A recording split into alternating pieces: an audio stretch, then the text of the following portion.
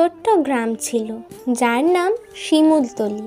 সেই গ্রামে থাকতো রাজু, যে পড়াশোনায় খুব একটা ভালো ছিল না। তার সব বন্ধু যখন তাদের বই নিয়ে পড়তো, রাজু তখন মাঠে খেলতে চলে যেত। তার বাবা মা খুব চিন্তিত ছিলেন, কারণ রাজু যদি পড়াশোনা না করে তাহলে তার ভবিষ্যৎ অন্ধকার। একদিন স্কুলের শিক্ষক একটি ঘোষণা করলেন, আগামী সপ্তাহে আমাদের স্কুলে একটি লেখার প্রতিযোগিতা হবে।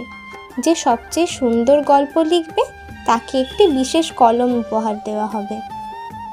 রাজু শুনে তেমন একটা গুরুত্ব দিল না, কিন্তু তার বন্ধু রনি, যে পড়াশোনায় খুব ভালো ছিল, সে বলল, রাজু, তুই কেন এই প্রতিযোগিতায় অংশ নিচ্ছিস না? আমি তো ভালো করে লিখতেই পারি না। রাজু বলল। সেই রাতে রাজুর মা তাকে বোঝালেন, রাজু, চেষ্টা করে দেখ, হয়তো জিতে যাবি। পরের দিন রাজু মাঠে খেলতে গিয়ে একটি খুব সুন্দর কলম পেল। কলমটি তার কাছে একটি সাধারণ কলম মনে হলেও সে কলমটি নিয়ে বাড়ি ফিরে এলো। বাড়িতে এসে যখনই সে কলমটি দিয়ে খাতায় কিছু লিখতে গেল, তখনই সে অবাক হয়ে দেখল যে কলমটি নিজে থেকেই লিখে চলেছে।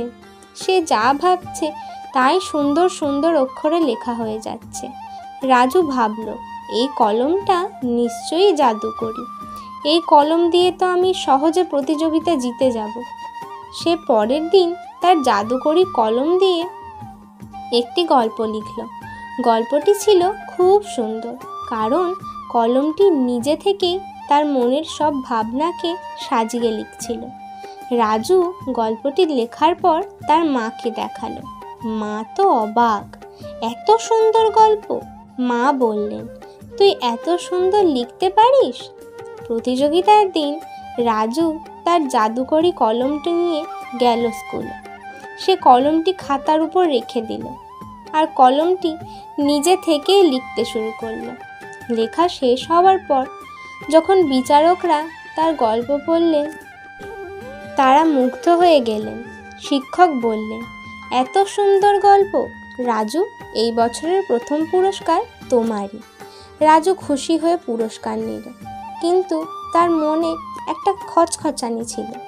সে বুঝতে পারছিল যে এই জয় তার নিজের নয়, সে মিথ্যা বলে জিতেছে। তার মন খুব খারাপ হয়ে গেল। বাড়ি ফেরার পথে সে একটি পুরনো বটগাছের নিচে বসে পড়ল। তার জাদুকরি কলমটি বের করে সে চিন্তা করল, এই কলমটি আমাকে জিততে সাহায্য করেছে, কিন্তু এই জয় তো আমার নয়, আমি তো নিজেই চেষ্টা করিনি। সে সেই মুহূর্তে একটি কঠিন সিদ্ধান্ত নিল।